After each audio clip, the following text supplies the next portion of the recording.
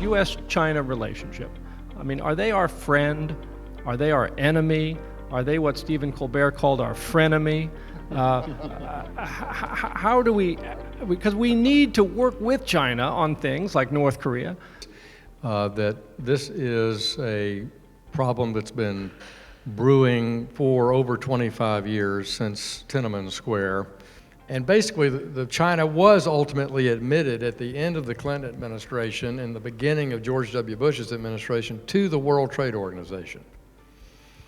But they had not reformed subsidies to state-owned enterprises. They had not done market opening for outside, not just U.S., but outside services industry. They had not stopped corruption among the state-owned enterprises at the provincial level in China.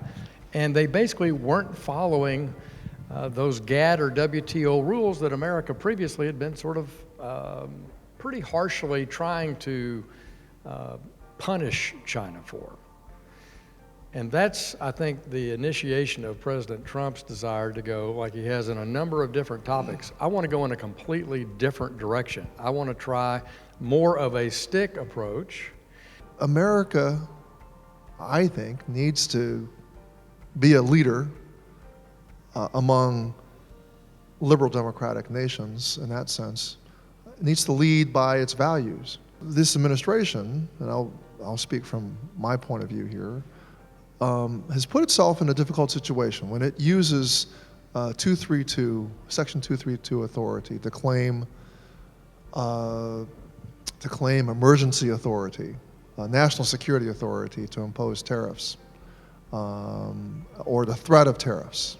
So I would say the appropriate role has always been that we have to lead by our values, but when our values are muddled or unclear, or we are hypocritical, or we're putting ourselves in a place to be hypocritical, it makes it difficult.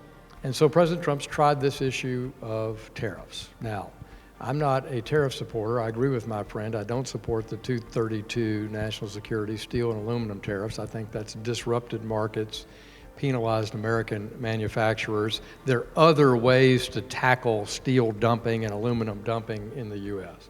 We should have been focused on this issue and creating an international consensus with the EU and Japan principally, but others, to press China for these changes that we've sought for over 3 decades. I think it's the way to do it. He knows I feel that way. I don't think we should try to do it alone. Behind the scenes, the EU says, thank you for pushing on this. Japan says, thank you. We heard that ourselves. South Korea, thank you. But we want that public support, and this is where Mark is right.